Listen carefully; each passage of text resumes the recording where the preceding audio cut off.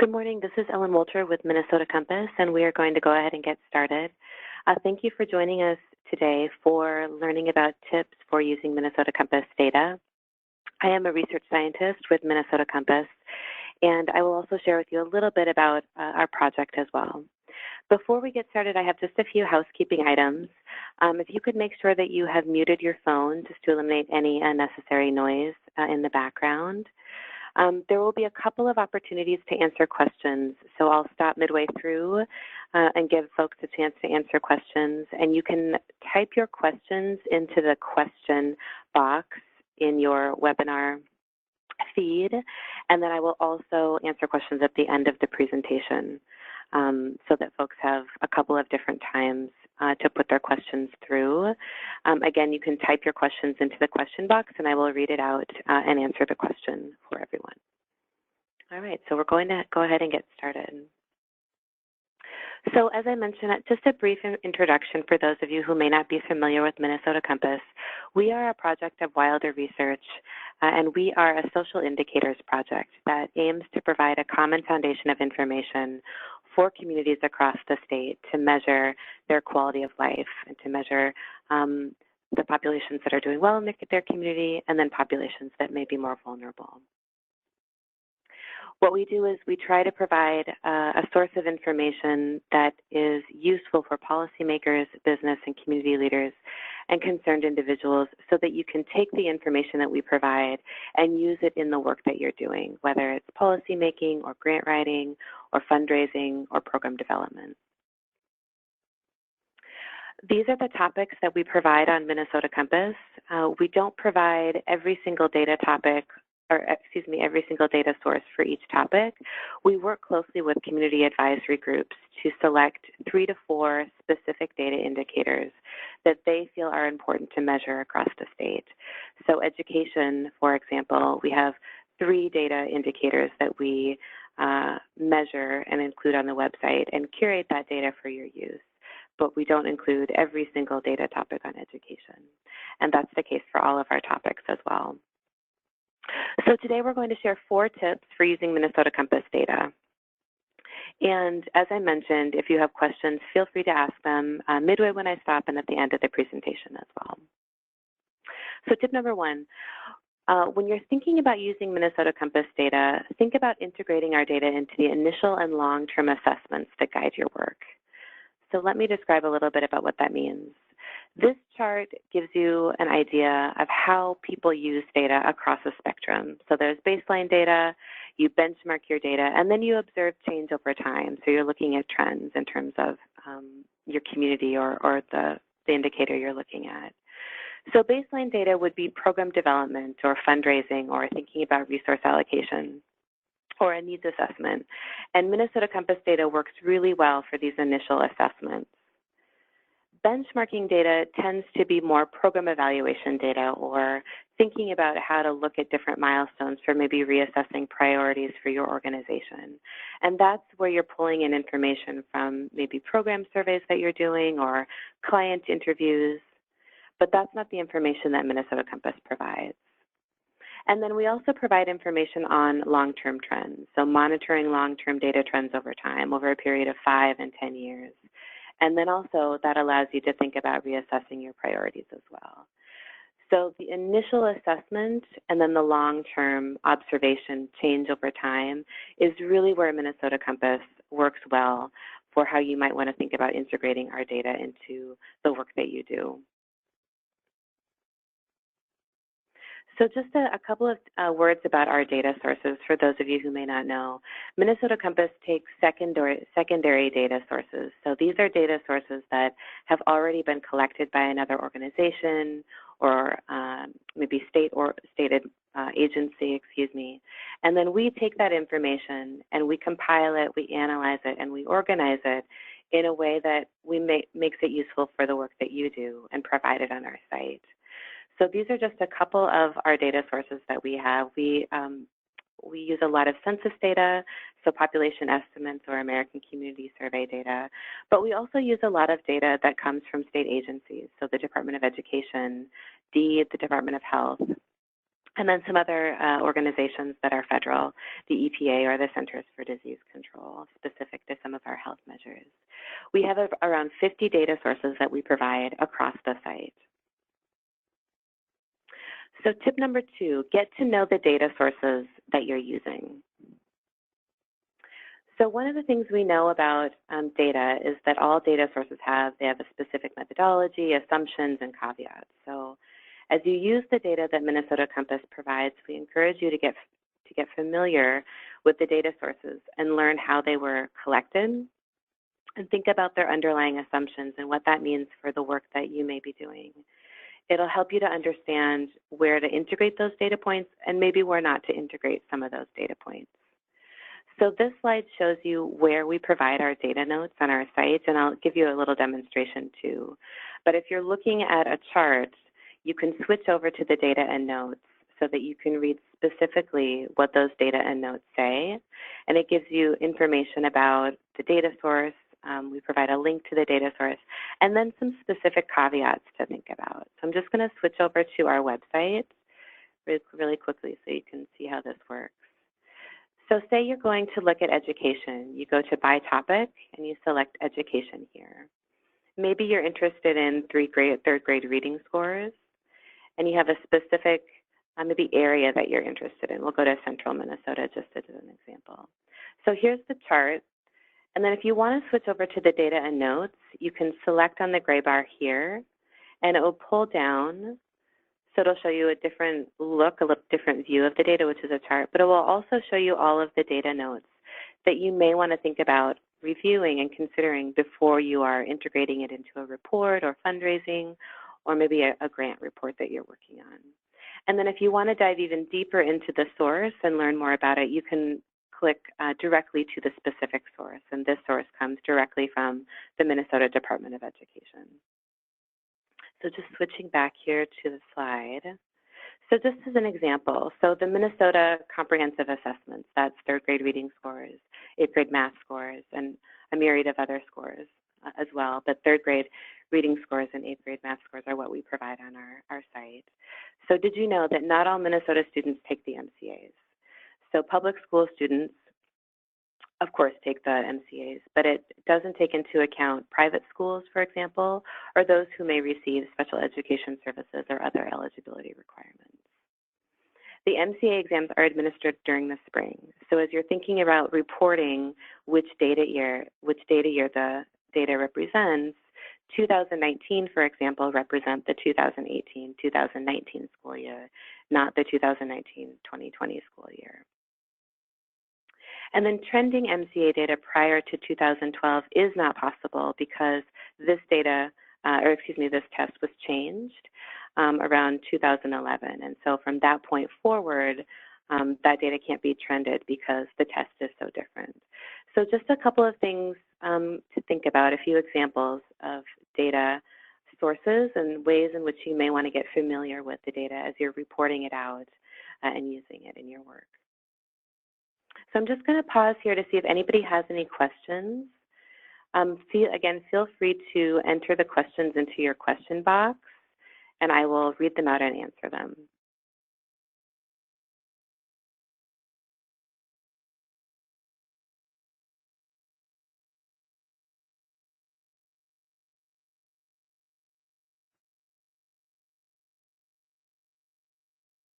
Okay, I don't see any questions coming through, so I'm going to move forward. If I happen to see one come through, I'll be sure to answer it as well.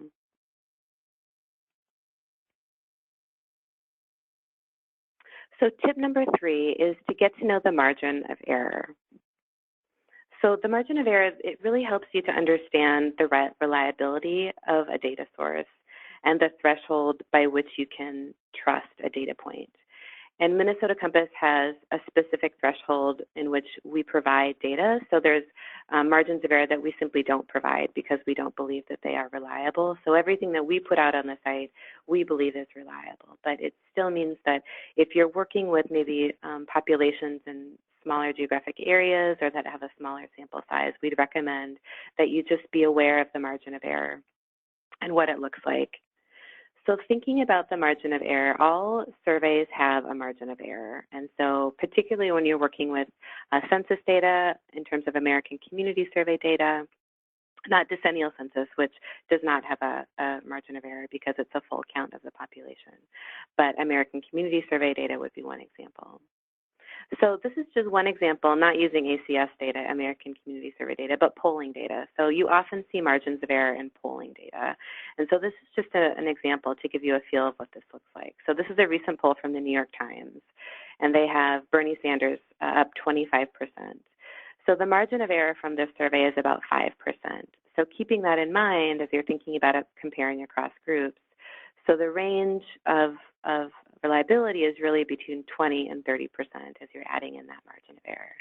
So thinking about that as you're building in data points that you might see on Minnesota Compass across the site. So all of our margins of error are listed in the data and notes section that I just mentioned.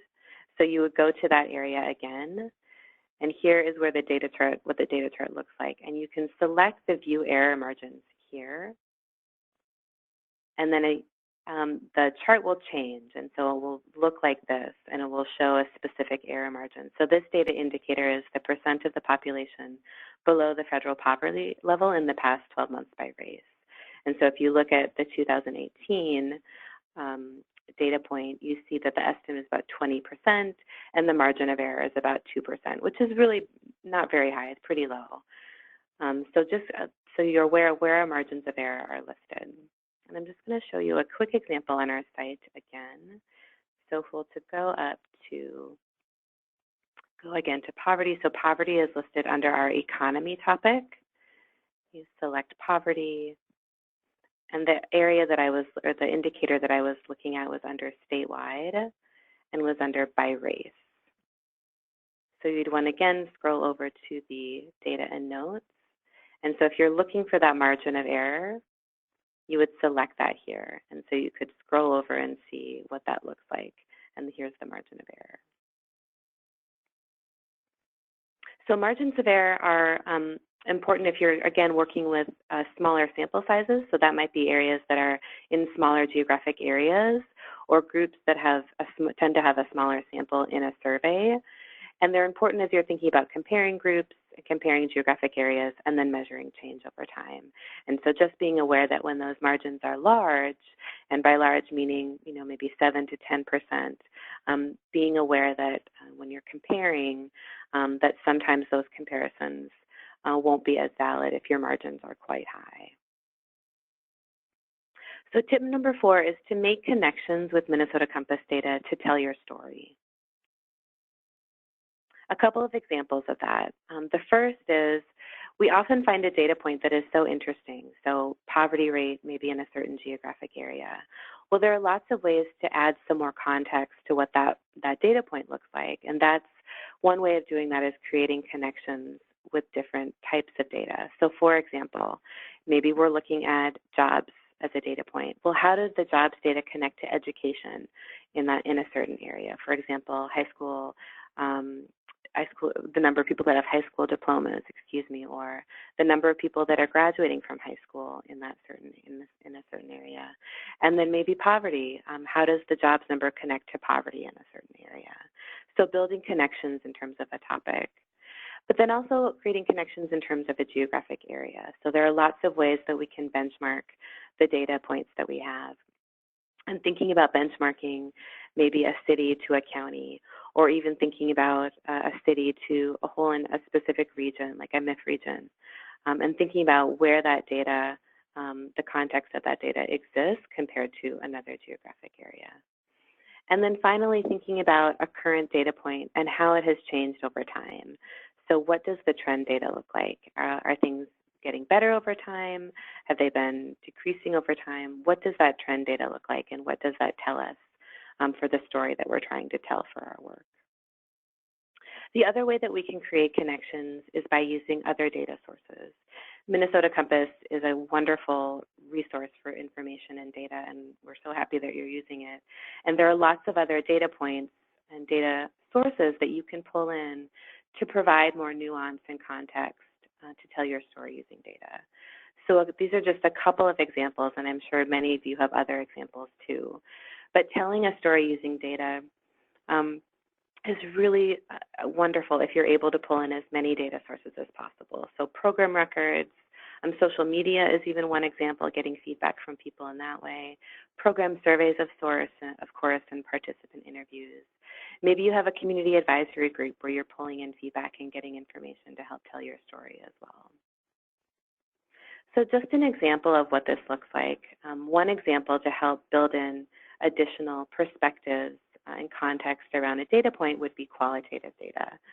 So we often use quantitative data to show current issues and trends, maybe related to poverty rates or changing demographics or maybe high school graduation rates.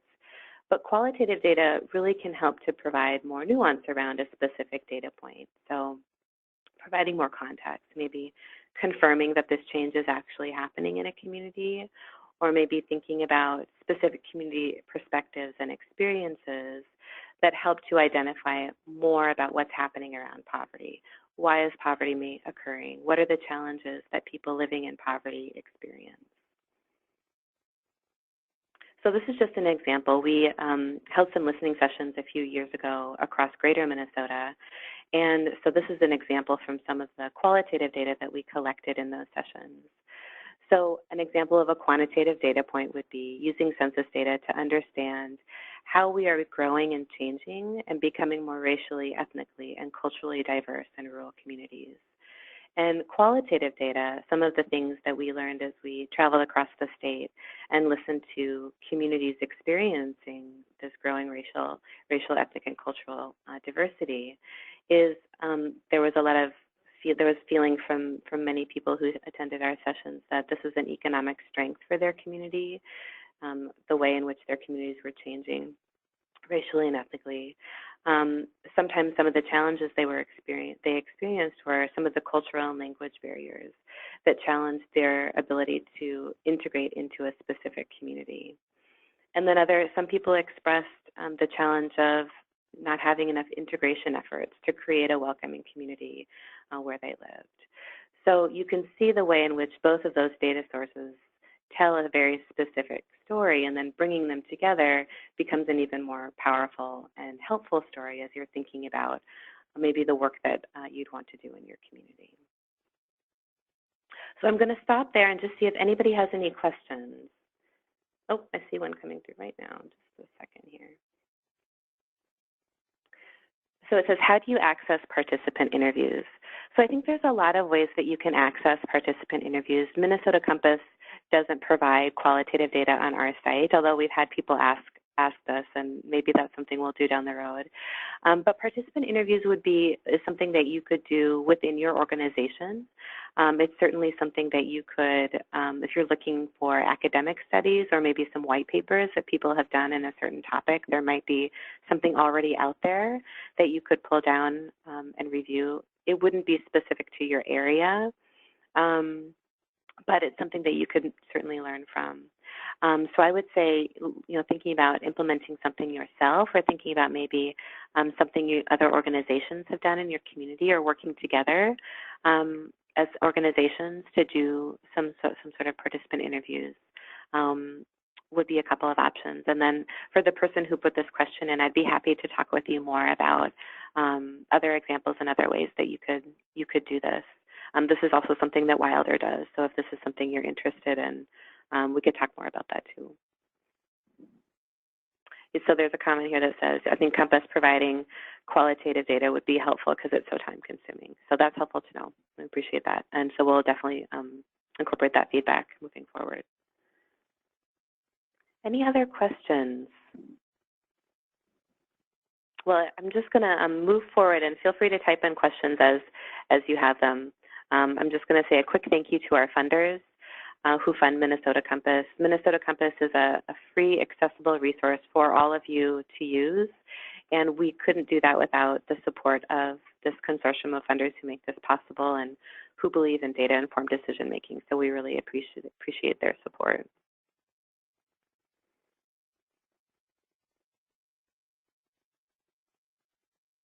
So I'm just going to leave that here. I don't see any other questions coming through. Do feel free to reach out if you have any questions. My email is listed here on this slide. We have a monthly newsletter. You know, if you're interested in keeping up on what we're working on, we have just a wonderful team here at Compass working on a lot of different kinds of insight articles and things that we're producing and putting out often. One of the things that we just put out are cultural profiles for cultural communities across the state. And so check that out on Compass. It's just a really great resource, and we're really excited about it. Feel free to follow us on Twitter if you're interested in any of the things that we're working on, and Facebook as well. And I don't see any other questions coming through here. Let me just see. But do feel free to reach out if you have any questions. I'm happy to answer them. And thank you so much for attending today. We appreciate it.